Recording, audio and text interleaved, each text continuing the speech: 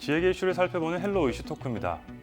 지난 6월 27일부터 본격적으로 중대재해처벌법이 시행됨에 따라 산업안전에 대한 사회적 관심이 높아지고 있습니다.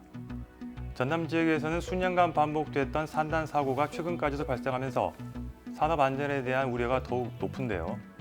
이번 시간에는 산업안전을 주제로 안전보건공단 김경순 전남동부지사장과 함께 이야기 나눠보겠습니다. 지사님 안녕하십니까? 네, 안녕하십니까? 먼저 LG 헬로비전 시청자 여러분께 인사 말씀 부탁드리겠습니다. 네, 안녕하십니까? 안전보건공단 전남동부지사장 김경순입니다. 이렇게 헬로 이슈 토크를 통해서 시청자 여러분께 인사드리게 돼서 대단히 영광스럽게 생각합니다. 저희 안전보건공단은 사업장에서 일하는 모든 근로자분들의 건강과 생명을 지키는 재해방 전문기관으로서 여러 가지 모든 근로자분들의 행복을 위해서 노력하고 있습니다. 최근 코로나19의 장기화로 인해서 여러 시민뿐만 아니라 근로자분들의 안전과 건강까지 영향을 미치지 않을까 염려됩니다. 우리가 조속히 코로나로부터 해방돼서 마스크를 벗고 활기차게 웃으면서 일할 수 있는 날이 오기를 간절히 기원합니다. 네.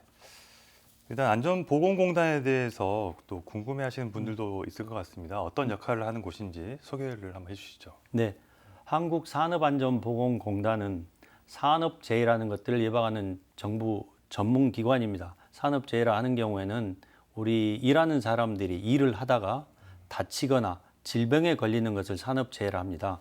이러한 산업재해를 예방하기 위해서 정부에서 고용노동부 산하의 정부 출연기관으로 출자해서 시행되고 있습니다. 저희 공단의 메인 하는 업무는 산재예방 기술을 연구하고 보급하고 그리고 그러한 산업재해방 기술을 지도하고 교육하고 진단을 통해서 사업장에 있는 근로자들이 안전하고 쾌적한 공간에서 일할 수 있도록 해주는 전문기관으로서 또한 사업주분들이 효율적으로 산재 예방 업무를 할 수 있도록 각종 지원을 하고 그러한 기관입니다. 그래서 1987년도에 설립돼서 지금은 저희 공단 본부가 울산광역시 혁신도시에서 위치하고 있고 전국의 주요 도시에 약 30개 곳에 지역본부와 지사가 있습니다. 먼저 그러면 우리나라 산업재해 현황부터 살펴보면 좋을 것 같습니다. 예. 우리나라가 전반적으로 산업재해가 많이 나는 곳입니까? 대부분의 매스컴에서 나올 때 경제 수준은 선진국 수준인데 그 산업재해에 대한 것은 선진국 수준에 가지 못하다는 것들을 매스컴의 타이틀로 잡고 있습니다. 그 매년 우리나라에 산업재해로 인한 그 손실을 보는 근로자분들이 약 10만 명 정도 됩니다. 그 중에 약 2천여 명이 넘는 사람들이 귀중한 생명을 잃고 있습니다. 이걸 10만 명, 2천 명을 하루 평균으로 따져보면 하루에 280명, 70명 정도가 일하다가 다치거나 질병을 걸리고 있고 그 중에 5명 내지 6명은 귀중한 생명을 잃고 있는 아주 심각한 산업재해입니다. 우리나라 산업재해 현황을 잠깐 들어봤는데 그렇다면 이제 안전보건공단 관할 지역인 전남 동부권, 동부 지역에 대해서 한번 이야기 나눠보겠습니다. 네. 동부 지역의 산업재해 현황은 좀 어떤지 그리고 동부권 산업재해 특성은 무엇인지 좀 설명을 해주시죠. 네, 저희 전남 동부 지역에서도 매년 한 1,600에서 1,700명 정도의 근로자가 재해를 당하고 있고 그 중에 약 30명이 넘는 근로자분들이 목숨을 잃고 있습니다. 우리 전남 동부권 지역은 여수, 순천, 광양 등 주요 산업단지가 모여 있는 곳이고 또 최근 들어서 여수나 순천 지역에 관광객들이 몰려 있어서 사업장 숫자로 보면은 이런 서비스 산업이 활성화돼서 운영이 되고 있습니다만은 그 다음이 이제 뭐 건설업이라든가 제조업 순으로 사업장이 분포되어 있습니다. 그러나 이제 이런 사고들을 내용을 보면은 건설업에서 사망 사고가 가장 많이 일어나고 있는 게 우리 추계입니다. 아무래도 그럴 수밖에 없을 것 같습니다. 네, 건설업의 특성상 건설업은 무에서 유를 창조해야 되고 5개 산업이고 장치 산업이고 기간이 정해져 있는 산업이다 보니까 건설업에서 사고가 전국적인 추이도 똑같습니다만은 저희 관내에서도 건설업 쪽에서 사망 사고가 많이 일어나고 있는 게 현실입니다. 그래서 작년도에 그 사망 사고가 일어나는 이유를 일하는 사람 근로자 수의 만 명당 그 몇 명 정도가 사망 사고가 일어나는지를 사망 만인율을 하는데 전국의 사고 사망 만인율은 0.43입니다. 그런데 우리 전남 동부 지역의 사고 사망 만인율은 0.70으로 약 1.78배 정도 높은 실정으로 전국보다 사고 사망자가 많다는 게 저희 지역의 특성이 산업재의 특성이고, 그래서 이를 위해서 다양한 산재 예방 활동을 고용부와 협동화해서 추진하고 있습니다. 그렇군요. 전남 동구권에는 여수 국가 산업단지가 조성이 돼 있고요. 또 광양 제철소가 자리하고 있는 만큼 중대사고 위험에 노출될 수밖에 없다 이렇게 생각을 합니다. 사고가 나는 게 당연한 건 아니고요. 네. 그런 상황인데 또 최근에 여수 산단에서도 안타까운 사고가 또 있었습니다. 이 산단과 제철소에서 발생하는 재해도 아무래도 많은 편입니까? 네, 뭐 많은 근로자들이 일을 하고 있고 집약돼 있기 때문에 상대적인 재해율이라든가 사고 사망 마이너는 그래 높지 않는데, 그쪽에서 일어난 사고들로 인해서 큰 그 대형 사고로 발전할 가능성이 크고 사회적 이슈가 대두되고 있습니다. 그래서 우리 전남 동부 지역에서는 아시다시피 전국의 최대 규모의 석유화학 단지가 여수 국가산단 내에 위치하고 있고, 그리고 전국에서 가장 큰 광양 제철소가 위치하고 있습니다. 이러한 석유화학 단지라든가 제철소가 1970, 80년도에 정책적으로 설립된 설비적인 측면에서 오래된 공장들이고, 그래 매년 유지 보수를 한다 하더라도 대형 그 장치 산업이기 때문에 이곳에서 가지고 있는 위험성은 매우 크다고 볼 수 있습니다. 그래서 이러한 그 산업 단지라든가 제철소들이 양질의 그 제품을 생산하고 노후한 설비들을 교체하는 대정비 작업과, 우리가 집에서도 형광등이 나간다든가 아니면은 페인트를 한다든가 또 세탁기를 고친다든가 하는 것과 마찬가지로 불시에 무슨 문제가 생겼을 때 수리하고 그다음에 청소하고 그러한 일들을 반복적으로 공장에서도 물론 이루어집니다. 그런데 이러한 그 대정비 작업이라든가 수리 작업 시에 잘못 작업안전 절차를 준수하지 않았다든가 해가지고 대형 사고로 이어지는 게 최근의 그런 트렌드입니다. 그래서 저희 그 공단과 고용부에서는 대정비 작업과 비정형 작업, 즉 돌발 작업이라고 이야기합니다만, 이러한 작업이 진행되기 전에 사전에 안전 작업 계획서를 제출을 받고, 그리고 작업 계획서의 적정성 여부를 검토하고, 그리고 해당 작업이 이루어질 때 저희 공단의 전문 그 기술 인력들이 가가지고 작업 계획서대로 이행되는지 여부를 점검을 하고, 그리고 그 한정된 자원으로 계속해서 상주해서 점검을 할 수 없기 때문에 우리 공단에서 운영하고 있는 건설안전 지킴이라는 제도가 있습니다.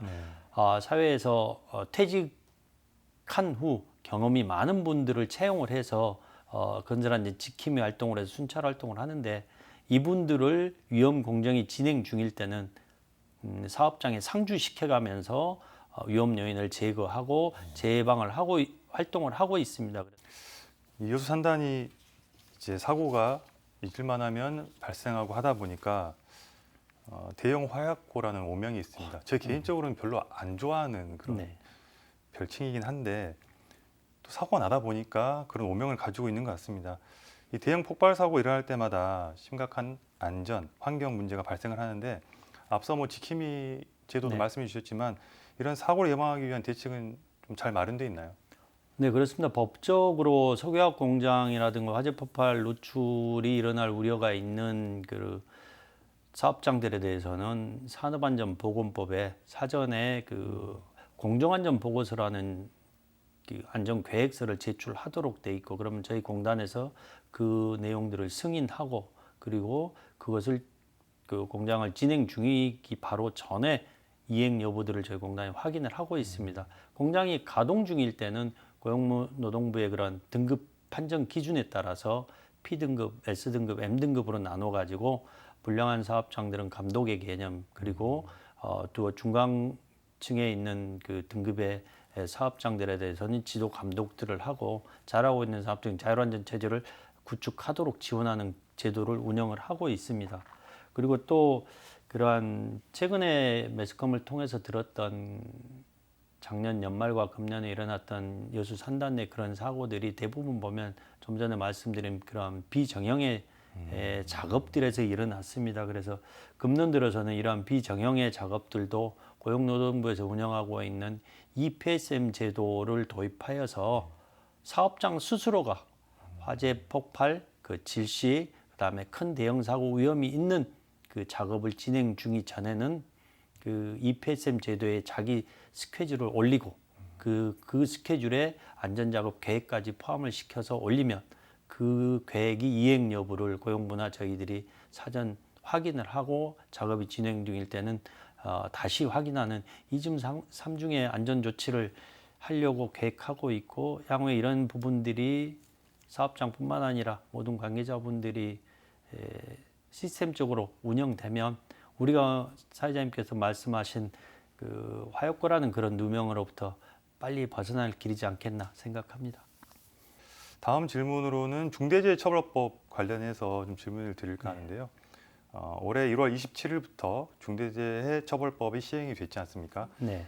앞서 언급하셨던 어차피 이게 다 보도가 나온 내용이기 때문에 네. 여천 NCC 네, 네. 사고가 무척 안타까운데 이 여천 NCC 폭발 사고의 경우에도 중대재해처벌법 대상이 될지, 물론 지금 뭐 조사나 이런 것들은 저희가 자세히 알 수는 없지만 대상이 될지 아니면 뭐 어떻게 전망하시는지 한 말씀해 주시죠.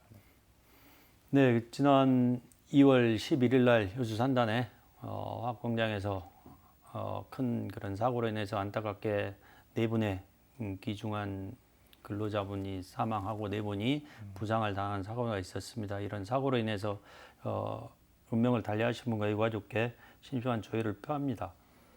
이러한 중대재해처벌법의 처벌 대상의 기준이 일하다가 다치는 산업재해로서 사망사고가 한 명 이상 발생하였다든가 부상 6개월 이상 치료를 하는 부상자가 동시에 2명이 발생을 한다든가, 아니면 화학물질이나 직업병에 걸려가지고 같은 원인에 의해서 1년에 3명 이상 사고가 발생했을 경우에 이를 중대재해처벌법의 대상으로 보고 판정을 하고 있습니다. 네. 좀 전에 말씀드린 2월달에 일어난 그 여수의 어느 사업장의 사고 역시 사망사고가 4명이 일어났기 때문에 외형적으로는 중대재해처벌법의 적용 대상이 되고, 그리고 지금 현재 시행되고 있는 중대재해처벌법이 50인 이상의 상시 근로자가 있을 경우에 고용했을 경우에 해당되기 때문에 이 사업장은 규모적으로는 해당이 됩니다. 하지만 그 규모적이나 이러한 그 사고 내용만 가지고 판단하는 게 아니라 그 중대재해처벌법은 경영 책임자가 안전보건에 관한 의무를 다 하였는지 여부도 종합적으로 복합적으로 판단하도록 되어 있습니다. 네. 그래서 현재 고용노동부와 경찰에서 그 관련된 내용들에 대해서 철저히 조사가 진행 중인 걸로 알고 있습니다. 최종적인 판단은 그러한 내용들의 조사 여부를 보고 그쪽에서 판단할 걸로 생각합니다. 네, 정말 안타까운 사고가 이제 아닐 수가 없습니다. 네. 뭐 생각할 때마다 너무 마음이 아프고 그런 소식이었는데, 이 중대재해처벌법 적용 대상 가운데 이제 만약에 적용 대상이 된다고 한다면 네. 어떤 제재를 받게 되는지에 대해서도 설명을 해주시죠. 네, 중대재해처벌법이 최근에 각종 매스컴에서 상당히 이슈입니다. 그리고 근로자 단체나 경영자 단체에서도 시행된 지 몇 개월 됐습니다만은 상당한 촉각을 곤두세우고 있는데, 중대재해처벌법 자체는 과거에 우리 산업안전보건법에서 규정하고 있는 공장장이라든가 현장 소장에 대한 책임을 넘어서서 이 사업을 총괄하고 있는 사업주 또는 경영 책임자 등에게 이 중대산업재해에 대한 책임을 묻는 그런 내용의 법입니다. 그래서 무조건 좀 전에 말씀드린 것 같이 사고가 났다 해서 묻는 게 아니라 그 경영 책임자 등이 안전보건 조치 의무를 하도록 되어 있습니다. 그래서 안전보건 조치라는 내용들은 안전보건 관리 체계를 구축하고 재해가 발생했을 때 재해 예방 대책을 수립하고 또 중앙정부나 지방정부에서 지시한 내용들을 이행을 하고 그리고 기타 회사 운영과 관련된 그 각종 법령을 준수하도록 되어 있습니다.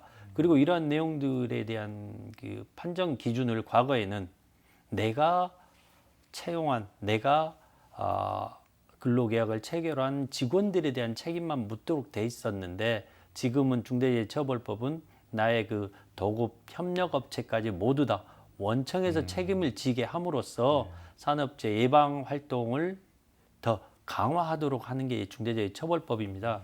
그래서 좀 전에 말씀하신 그런 세부적인 그런 내용들 중에 안전보건 관리 체계를 구축하도록 돼 있다고 돼 있는데 거기에 대한 구체적인 내용들은 시행령에 이렇게 규정하고 있습니다. 사업이나 사업장의 그 안전보건에 대한 목표나 방침을 설정을 하고 그리고 사업장의 특성에 맞는 그 위험 요인을 찾아내는 그 시스템을 구축을 하고 그리고 적정한 사람을 배치하고 예산을 주어서 그리고 큰 그 사업장 같은 경우는 어떠한 조직도 몇 명씩 도라는 구체적인 내용이 있습니다. 그리고 그러한 내용들이 잘 이루어지고 있는가를 반기에 한 번씩 점검토록 되어 있고 그리고 지금 일하고 있는 근로자나 현장에 있는 사람들이 위험이 앞에 닥쳐 있음에도 일을 하면서 사고로 이어진다는 그런 내용들이 있습니다. 그래서 작업이 위험할 경우에는 공사를 중지해 달라든가 작업을 중지해 달라는 그런 권한을 주도록 되어 있고 좀 전에 말씀드린 도급업체, 협력업체까지도 포함되어 있기 때문에 도급 협력업체에 대한 선정 기준에 이런 안전에 대한 그 시스템들이 갖춰져 있는가를 평가하고 협력업체를 지원할 수 있도록 그러한 내용들이 이루어지면 안전보건 조치 의무에 대한 사항들을 어느 정도 법적으로 인정해 주겠다는 그런 내용들입니다. 결국 이러한 중대재해처벌법이 처벌을 위한 법이 아니라 이러한 내용들을 갖춤으로써 궁극적으로서는 사고가 일어나지 않는 그 예방 활동을 해라는 그런 법으로 인식이 좀 됐으면 좋겠습니다. 네, 알겠습니다. 사업주와 근로자 그리고 지역민 여러분께 끝으로 한 말씀 부탁드리겠습니다. 네, 고맙습니다. 최근 들에 안전에 대한 권리를 주장하고 있는 시민 여러분들이나 우리 근로자분들에 대해서 감사의 말씀드립니다. 매우 이러한 변화들이 아마 가장 그 긍정적인 변화이지 않나 싶습니다. 우리 사회가 고도로 발전하면 발전할수록 우리 위험에 대한 위험성은 커지게 되어 있습니다. 이런 위험성이 커지는 것에 따라서 시스템적으로 아니면 제도적으로 빨리 개선돼야 될 건데 그러한 부분들이 앞장서 가지 못하다 보니까 사고가 연이어서 발생하고 있는 것 같습니다. 우리 국민들의 그 요구에 부응해서 과거에 몇 년 전에 고 김용균 씨 사망 사고로 인해서 산업안전보건법 자체가 전면적으로 개정이 됐고 또 중대재해처벌법이 생기는 등 그런 사례들은 긍정적으로 우리 제도적으로 법적으로 보장받고 있다고 생각하시면 되겠습니다. 우리 산업안전을 담당하고 있는 저희 공단 직원으로서 이러한 국민들의 수준이라도 근로자들의 그런 요구 수준이 날로 높아진 것에 대해서 아주 긍정적으로 생각되고 그리고 부탁 말씀 좀 드리고 싶은 것은 안전이 어려운 것이 아닙니다. 안전은 아주 기본적인 것과 원칙만 지키면 우리 사회가 좀 더 안전해지고 나도 일을 할 수 있을 만큼 충분히 일을 할 수 있다고 봅니다. 그리고 이러한 인식들을 안전관리자나 아니면 정부만 하는 게 아니라 우리 사회도 같이 좀 안전에 대한 관심을 좀 가져주시면 우리 안전의식 수준이 우리 대한민국의 수준이 좀 더 높아지리라고 생각됩니다. 네. 오늘 시간 내주셔서 감사합니다. 네, 감사합니다. 중대산업사고를 비롯한 각종 산업재해 예방이 더욱 중요해지고 있습니다. 이를 위해 사업주와 근로자는 물론 지역민들께서는 많은 관심과 주의를 기울여 주시기 바라면서 오늘 시간 마치겠습니다. 지금까지 헬로 이슈토크였습니다.